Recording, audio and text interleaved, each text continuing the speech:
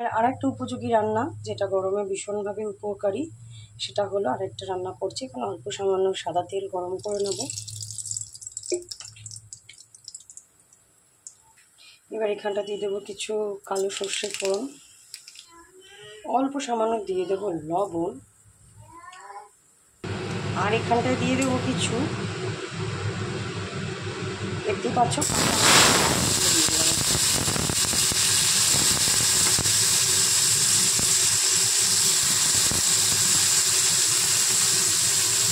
দিয়ে হালকা করে নাড়াচাড়া করে নেবো। যেহেতু লবণটা দেওয়া আছে তাই জন্য আর লবণ আমি বেশি দেবো না, কারণ আমি এটা আমের টক করবো ঠিকই, কিন্তু একটু মিষ্টি মিষ্টি হবে। আর যারা মিষ্টিটা স্কিপ করতে চাইবে তারা কিন্তু এই চিনিটা দেবে না। এটা কিন্তু গরমে টক ডাল তো খাওয়া হয়ই, কিন্তু আমের টকটাও কিন্তু খুবই উপকারী, এবং শরীরে যদি বেশি গরম লেগে যায় আমের টক খেলে অনেক সময় গরমটা উঠে যায়। এবার এখানে অল্প সামান্য একটু হলুদ দিয়ে দিলাম, দিয়ে আবারও যাতে নাড়াচাড়া করে নেব।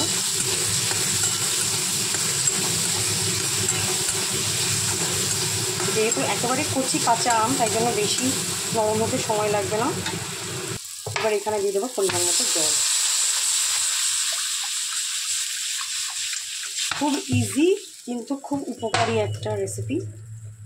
বাড়িতে আমের টকটা কিন্তু খুব ভালো লাগে খেতে, এবং এই গরমের সময় তো এটা ভীষণভাবে শরীরের পক্ষে উপকারী। টক ডাল তো খাওয়া হয়ই, কিন্তু আমের টকটাও কিন্তু ভীষণভাবে উপকার।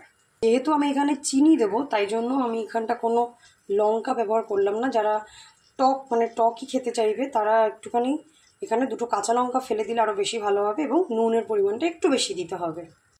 এখানে বেশ ভালোভাবে ফুটতে দিয়েছে এবং ফুটে উঠেছে, আর আশা করি এইবার আমগুলো নরম হয়ে গেছে। এই সময় আমি এখানটায় দিয়ে দেবো পরিমাণ মতো চিনি। সো এখানটাতে একটু পরিমাণ মতো চিনি দিয়ে দেবো, চিনি দিয়ে দিলাম, আর অল্প সামান্য একটুখানি লবণ দেব, নুন আর চিনিটা যাতে ব্যালেন্স হয়ে যায় সেই জন্য। আর একটু চিনি দিয়ে দিলাম, ব্যাস হয়ে গেছে। এবার এটাকে নাড়াচাড়া করে নেব।